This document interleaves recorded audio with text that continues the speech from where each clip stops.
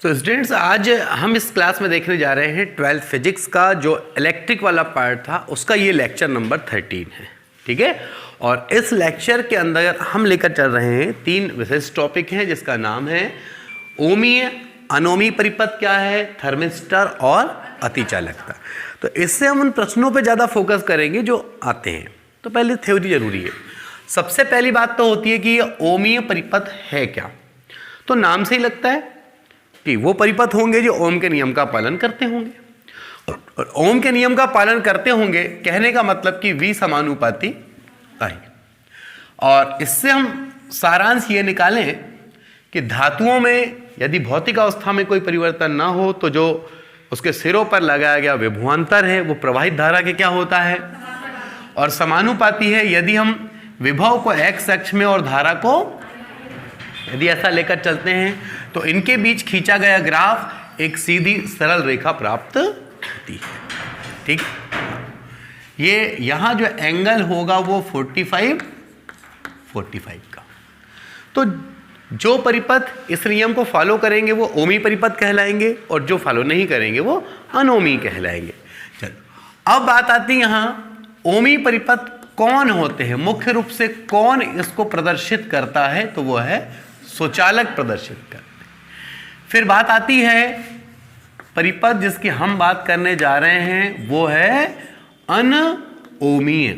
अब अनओमीय है मतलब एक बात तय है कि V समानुपाती I, बट यहां हम कर दें उसको काट दें, यानी V I के पूरे पूरे समानुपाती नहीं होता है। ठीक है, अब इसके 3 मुख्य बिंदु होंगे जिसकी वजह से ही होगा। 3 पॉइंट आपको बता रहे हैं। सबसे पहले बात आता है V व I के बीच ग्राफ रैखिक नहीं है। रैखिक जैसे कि यहां एक रेखा के रूप में आ रहा है तो ये रैखिक नहीं है। ठीक, यानी कि सीधे बढ़ना चाहिए तो बढ़ के घट रहा, कहीं कुछ ऐसा कुछ हो जाए तो वो होगा कि रैखिक नहीं है। ठीक, उसके अलावा आप देखेंगे V व I है, ठीक है, और इनमें ये जो V है ये ऋणात्मक भी हो जाए और ये चिन्ह पे डिपेंड हो जाए। जब धारा का मान विभवांतर के चिन्ह पर डिपेंड हो जाए तब की स्थिति अगर आप देखेंगे तब आप उसको देखते हैं डायोड में। आपने अच्छे से देखा होगा कौन सा डायोड, पीएन संधि डायोड। ये पीएन संधि डायोड जो है, ठीक है, देख लीजिए। अब बात आती है यहां पर पीएन संधि डायोड, इसमें कैसे होता है तब थोड़ा सा अगर याद हो, आपने अग्र अभिसारी यानी अग्र रूप में और पश्च रूप में दोनों में डायोड को जोड़ते हैं आप, है ना, अग्र दिशा में और बस, तब आपको याद होगा कि ये यहां पर ऐसे घट के फिर यूं घटता है और इसमें ये अग्र में ये ऐसे बढ़ता है, तो यानी ऋणात्मक भी हो सकता है। और तो ऐसी सिचुएशन में फिर ये ओम के नियम को फॉलो नहीं कर पाता है क्योंकि कर्व का रूप ले लेता है, और कर्व जो है वो ओम के नियम में नहीं आता है। इसके अलावा ये भी होता है कि अर्धचालकों पे आ जाए हम, किसमें आ जाए, अर्धचालक हेतु।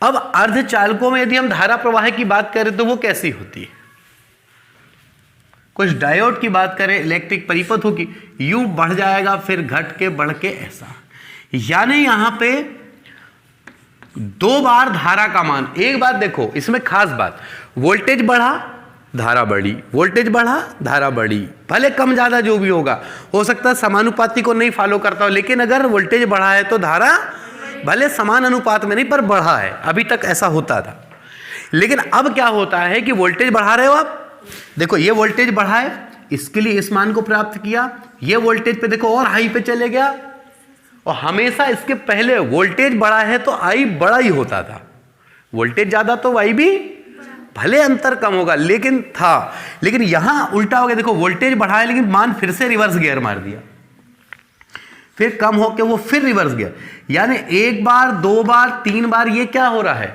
समान धारा प्राप्त हो रही है अलग अलग वोल्टेज के लिए, जबकि अलग अलग वोल्टेज के लिए समान धारा कभी प्राप्त नहीं। लेकिन ऐसा होता है, ये भी एक अनओमीय परिपथ को ही प्रदर्शित करता है और इलेक्ट्रॉनिक परिपथों में ऐसा होता है। ठीक है, तो ये बात हुई। इसके बाद ये हुई बात ओमीय परिपथ की और फिर अनओमीय परिपथ की। ठीक है,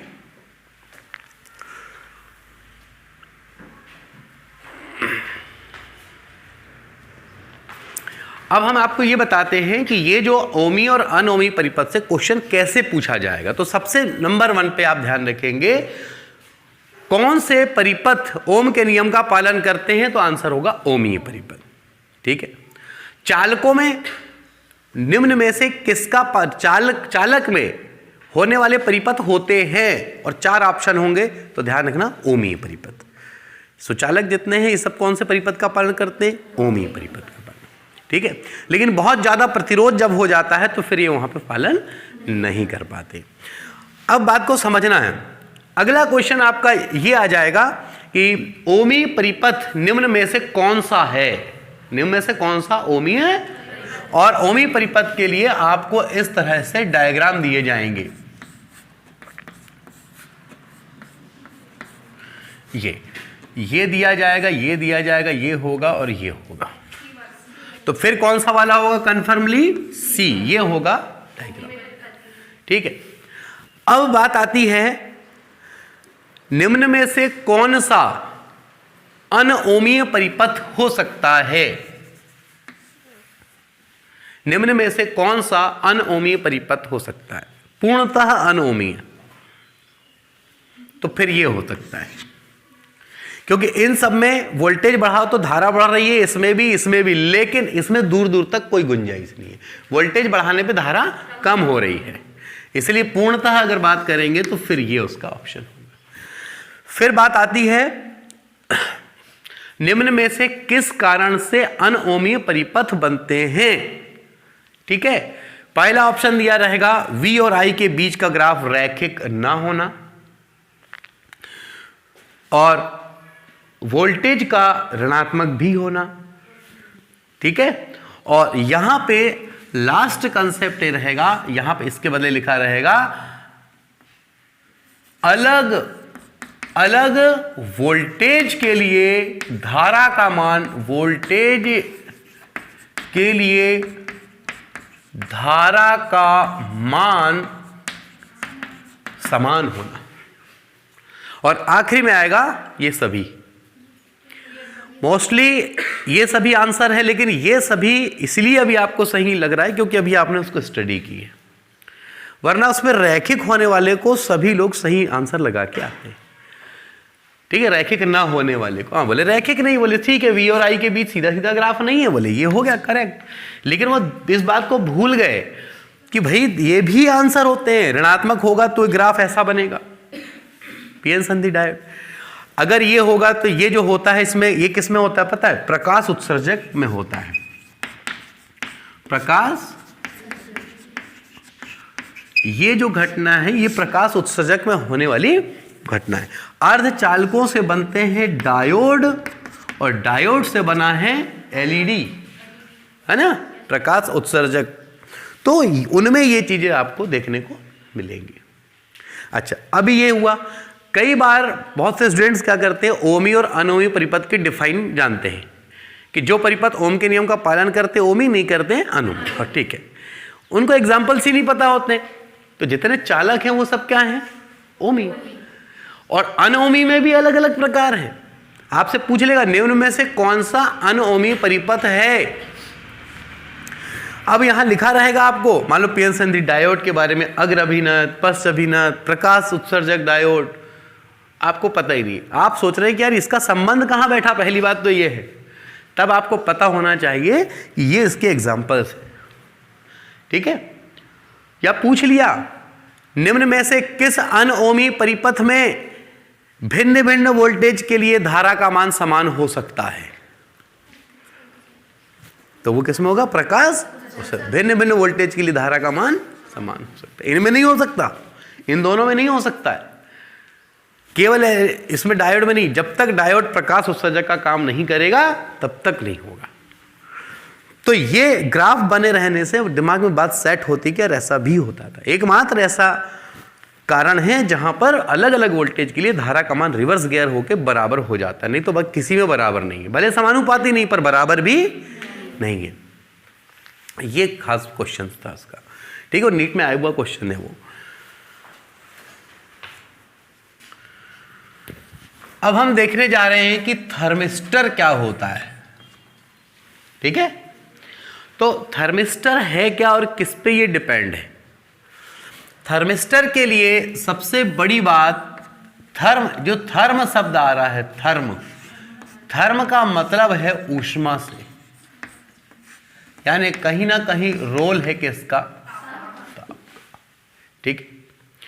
अब देखना ये कि ताप के इफेक्ट से विशिष्ट प्रतिरोधों पे क्या प्रभाव पड़ता है। ताप का प्रतिरोध पे क्या प्रभाव पड़ता है, कोई बताएगा? ताप का प्रभाव बताओ बस आप मुझे। तो आपको याद होगा अगर पुराना टाइम थोड़ा सा ये, और 1 + अल्फा टी, कुछ याद आ रहा है? देखें, ये है 0 अंश सेल्सियस पर प्रतिरोध को रिप्रेजेंट किया गया है R0 से, T अंश सेल्सियस पे रिप्रेजेंट किया गया है RT से, और अल्फा यहां है प्रतिरोध ताप गुणांक। अल्फा क्या है? ये है प्रतिरोध ताप गुणांक है। अब इनसे रिलेटेड ये यहां पर यदि हम प्रतिरोध ताप गुणांक की बात करें तो ध्यान रखना, कई बार एग्जामिनेशन में प्रतिरोध ताप गुणांक का डायमेंशन फार्मूला यूनिट पूछ लेता है वो, तो यहां से उसको जनरेट कर लेते हैं क्वेश्चन बना। अल्फा लाना है तो आप कैसे लाएंगे? देखें, ये हो गया आपके पास में RT, R का गुणा कर दूं मैं, R0 + R0 अल्फा T। अब इसका पक्षांतर RT - अपान R0 T = अब गौर से देखें कि ये हुआ अल्फा, तो अल्फा = फाइनली प्राप्त हुआ आपको RT - R0 अपान R0 & 1/T।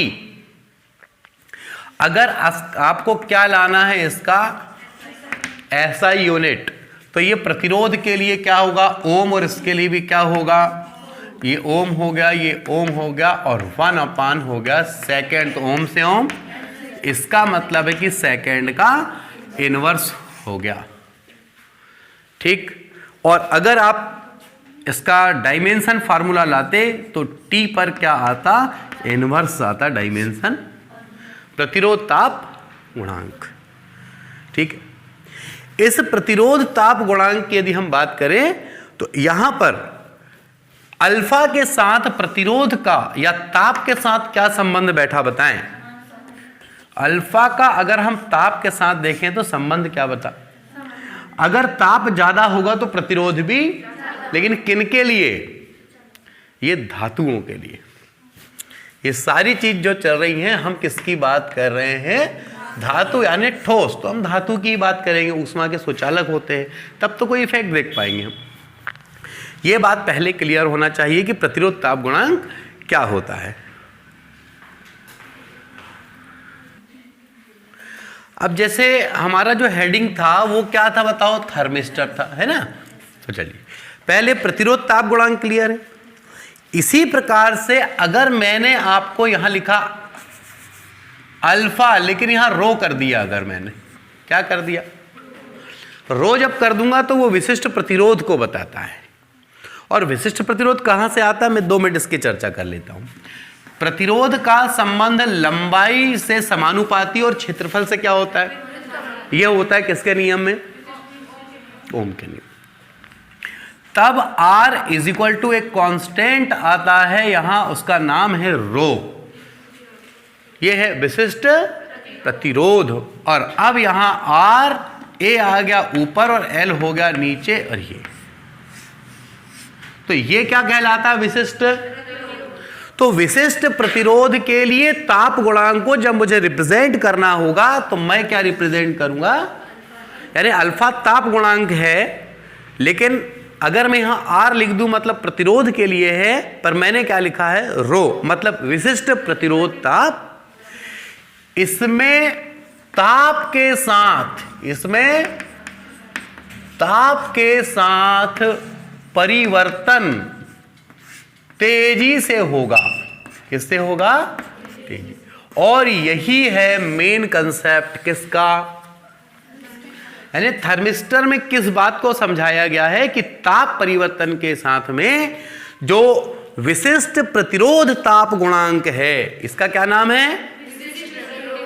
अगर यहां आर होता तो प्रतिरोध ताप गुणांक, और रो लिख दिया मतलब विशिष्ट प्रतिरोध ताप गुणांक, इसका तेजी से परिवर्तन होता है। तो इसका यूज कहां किया जाएगा? थर्मिस्टर का। इसका यूज किया जाएगा अल्प मात्रा में प्रतिरोध को मापने के लिए। कितने? 0.1 से लेके 10⁻⁷ ओम। इस रेंज का प्रतिरोध का मापन करना है, तब आप यूज करते हैं किसका? थर्मिस्टर का यूज करते हैं। और इलेक्ट्रॉनिक परिपथों में हीटर के रूप में भी इसका यूज होता है, ये नोट्स में है, ठीक है? इलेक्ट्रॉनिक परिपथों में हीटर के रूप में, क्योंकि जब कभी नमी आती है ना सर्किट्स में, नमी आती है तो उसके खराब होने के चांसेस बढ़ जाते हैं। जब वायरस आते हैं या बाहर से कुछ इफेक्ट होता तो वो चांसेस बढ़ जाते हैं। लेकिन ये क्या करता है थर्मिस्टर? थर्म यानी कि ये ऊष्मा को बनाए रखता है। ऊष्मा को बनाए रखने के लिए ये काफ़ी काम, और वो अगर बनाए रखेगा तो वहाँ जब थोड़ा गर्माहट बनी रहेगी तो ये उसको नष्ट, या वायरस से कोई आ रहा उसका कोई इफेक्ट नहीं पड़ेगा। अच्छा, वायरस क्या समझते हो आप? वायरस, कोरोना वायरस तो देखियो, कंप्यूटर में जो वायरस होते हैं वो कौन से वायरस होते हैं? कंप्यूटर में वायरस क्या है मतलब? तो ये भी एक इलेक्ट्रॉनिक का पार्ट ही है, मालूम होना चाहिए। वायरस है क्या? वायरस क्या है मैं आपको एक्चुअली बताता हूं। जैसे आपका एक टारगेट है कि भाई हम अभी पेनिस्ट्री एग्जामिनेशन को फाइट करना चाहते हैं, ये आपका मेन टारगेट है मेन टारगेट। आपने प्लान की, बोले आज पढ़ना, ये करना। अचानक प्लान आ गया, बोले वो सहेली के साथ घूमने जाना है। अचानक बोले वो शादी में जाना है। अचानक बोले वो दोस्त का कॉल आ गया। ये छोटी छोटी चीज़ें बीच बीच में आएंगी जो आपके मेन उद्देश्य से भटका, और जब इनकी संख्या क्या हो जाती है तो फिर आपका जो मेन जो है वो सफलता प्राप्त होने की गुंजाइश क्या होती जाती है। बिल्कुल सेम जब हम कंप्यूटर में कोई प्रोग्रामिंग तैयार करते हैं, किसी प्रोग्राम पे हम काम कर रहे हैं, उसमें छोटे छोटे प्रोग्राम अपने आप बनते रहते हैं। वो छोटे छोटे प्रोग्रामों की संख्या जब बढ़ जाती है तो हमारे मेन जो प्रोग्राम हम कर रहे हैं उसमें बीच बीच में रुकावट पैदा करते हैं, ठीक? तो वो छोटे छोटे बने हुए प्रोग्राम जो हैं वही कहलाते हैं उसके वायरस, ठीक है? और उसके लिए क्या करना पड़ता है? जैसे हमारे मोबाइल भी है, उसमें एंटी सॉफ्टवेयर तो करता क्या है, वो उनकी लूपिंग नहीं बनने देता। जो छोटे छोटे प्रोग्राम होते हैं ना, उनकी लूपिंग होती है, उस लूपिंग को वो बनने ही नहीं देता। वो बनने नहीं देता तो वो अलग रहते, और वो अपने जो मेन प्रोग्राम है उस पर प्रॉब्लम क्रिएट नहीं करते। पर जनरली वायरस आना ये एक सामान्य चीज़ें आप यूज़ करते तब नहीं, आप प्रोग्रामिंग तैयार कर रहे हो अगर। अच्छा, बहुत से लोग क्या गलती करते हैं, जब कंप्यूटर क्लोज करते हैं ना, उन्हें बटन बंद कर दी, शटडाउन भी सही मिले, लेकिन शटडाउन के पहले सारे प्रोग्राम को अपने मूल अवस्था में ला के रखो। जितने प्रोग्राम आपने खोले ना, कई बार माइनस से नीचे ला के म्यूजिक भी चला रहे हैं, ये भी कर रहे हैं। कई लोग देखिए जिस पे काम कर रहे हैं उसको बंद कर दिए, शटडाउन की बंद, लेकिन वो 5-6 प्रोग्राम कोई म्यूजिक का या कुछ और का खुला था, वो कहाँ गया भाई? आपने इसको क्लोज नहीं किए थे ना। तो ये गलतियां होती हैं जिससे फिर कंप्यूटर में क्या आते हैं, वायरस आते हैं। तो वो वायरस है ये बात क्लियर है। और ये पूरा जो पार्ट कहीं ना कहीं आगे चल के ये इलेक्ट्रॉनिक्स के पार्ट में चल जाएगा। सेमीकंडक्टर में इनका बहुत ज़्यादा यूज होने वाला है इनडायरेक्टली रूप से। जब क्वेश्चन बनेंगे